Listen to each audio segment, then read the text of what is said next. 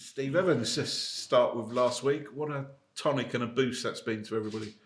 Yeah, it was a marvellous one for us, wasn't it? They are the giants of League One. I've seen some written press saying that are they bigger than Portsmouth? I don't know. They're two giants, aren't they? But they're a massive club. But if you take the stadium and everything into consideration, it probably means they are the leading club in League One. So it was good in terms of the manner of performance, which then relates to results, which happened for us, which was great. And I think the boys put in a performance we can all be proud of. You mustn't get too high or too low, but do the players realise just what they've done? Yeah, I think they do. I think they know that, if you're playing in Leagues 1 or Leagues 2 and you beat a club the size of Derby in a level fixture and stay above them in the league table, which is really difficult for us, I think it tells them that what we're achieving is really great. But we also say Derby's gone, it's not about Derby anymore, it's about the next one. And of course, it changes to the FA Cup, and certainly half that dressing room in there has wonderful memories in last year in the FA Cup. So, and I'm sure the other lads have their own memories too. So it's a change of competition, but nonetheless a different target for us. Is there pressure on you in the FA Cup? I mean, obviously last season went so well. The expectation is going to be there again after the events of last season from the fans, and everybody loves the cup run. Yeah, listen, there's been pressure on me in my whole management career, because I'm quiet and don't say a lot. So there's been pressure on me to win every game, and that doesn't matter whether you're playing a club in League Two, the league fixture, or League One, or the National League, or even playing clubs of Premier League standard in the FA Cup. There's always a thought we could win the game. So there's no pressure, but there's certainly excitement. The FA Cup is, I said last year at the start of it before we played Kings Lynn, it's a wonderful competition, and everyone wants to do well in it, and it's the one that along with your league action, if you've got that and your league action and the FA Cup, then your town or your city becomes alive on football terms.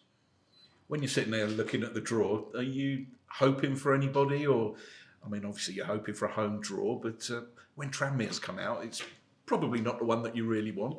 You wouldn't pick it. The Scousers coming into town, you wouldn't pick it. Same as I wouldn't pick the Glaswegians if they could come down here into your town, because the first and foremost you've got to earn the right to play, earn the right to win, because they're so determined and they're really good lads. So Nigel is taking the chair on a permanent basis, which gives him a lot more stability, and everyone has concerns about playing a new manager, because there's always, or should always be, that normal new manager bounce. But we have to just concentrate like we did last week and weeks before on ourselves, our own team shape, our own formation. But the cup is something that's just extraordinary in your life. And a cup run, if you're still in the cup in January, it's a brilliant over Christmas and New Year period, because it's something to look forward to. But when the draw was made, I looked at Tranmere, I thought, difficult. First thing I thought was difficult.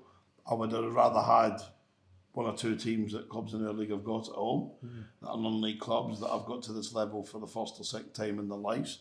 But you can't choose. The draw is the draw, and we've got Tranmere at home. I would rather have Tranmere at home than Tranmere away. They're going to be hurting because they haven't had the best starts to the season, and perhaps looking for that scalp.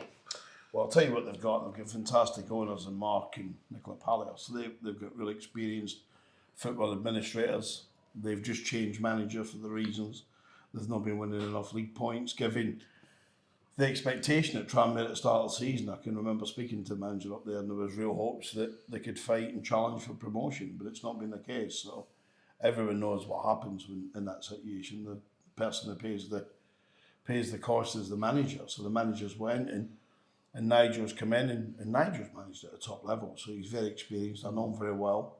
And I know that he will be doubly determined to get off on a real good footing tomorrow. But equally, we'll be as determined as they are, hopefully.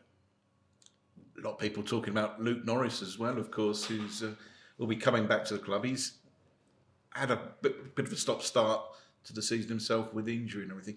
As a manager, do you use him against your former club to try and get an insight?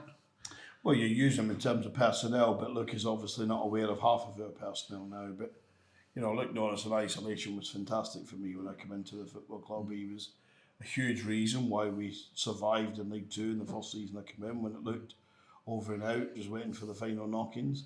And then he had a really good season last season, but we just had to felt that in different areas of the team we had to go in a different direction, but it doesn't take away what people think of Luke Norris around this football club. He'll be one of those lads that will be hugging and shaking hands with before the game, and he will be us, but it all stops at a fine line when 3 o'clock comes, of course. Whether Luke's fit 100% to start, Nigel, I assume would only play him if he's 100% fit to start, but if he was, I would assume he would play.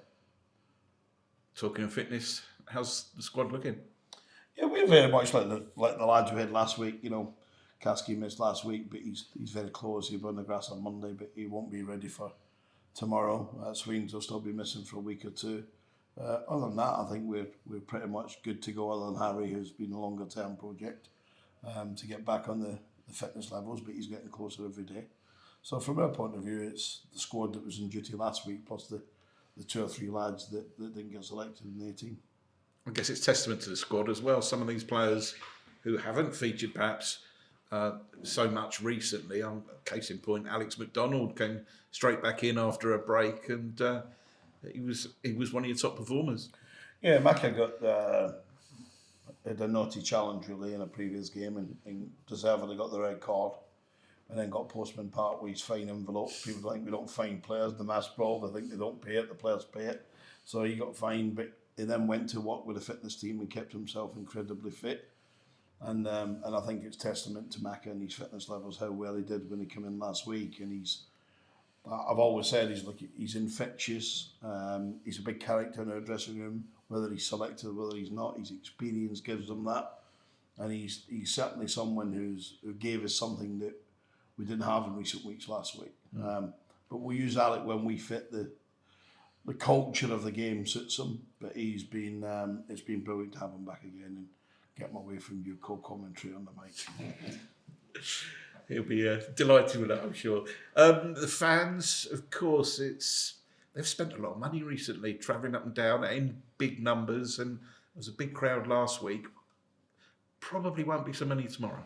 No, I don't think there will be. I think money is tight. I think people buy their season tickets at the start of the season to do that, and people that can top it up by buying cup tickets will do so. What I would say is I don't think Tranmere's normal travelling support tomorrow will probably be a third of what it normally is for the same reasons. That the money's a little bit tighter to get.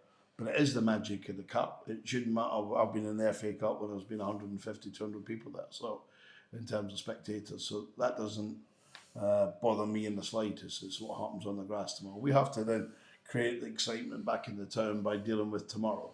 And if we don't deal tomorrow, I'll be one of the many tomorrow, and there will be shocks tomorrow, who will come out with the energy and will concentrate on the league, which you don't really want to do, but it's all you can do when you go out.